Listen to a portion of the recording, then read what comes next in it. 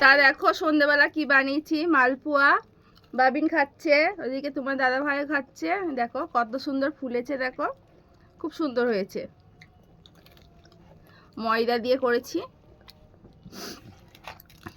বাইরে ঠান্ডা ভালোই পড়েছে, বৃষ্টি পড়ছে, তাই সন্ধ্যেবেলা মনে করলাম একটু ঘরে কিছু বানিয়ে খাওয়া যাক, তাই বানালাম।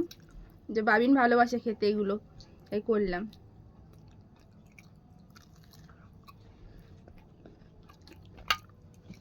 এইসব ঠান্ডার সময় খেতে ভালো লাগে বেশি। আজকে একটু বৃষ্টি পড়ছে না, ঠান্ডা ঠান্ডা লাগছে।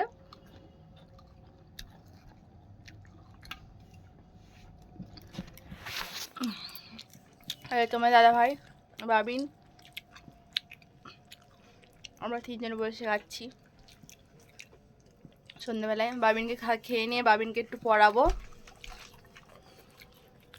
একটু ভাবে জল। তাহলে চলো খেয়ে নিই, পরের কথা বলবো, টাটা।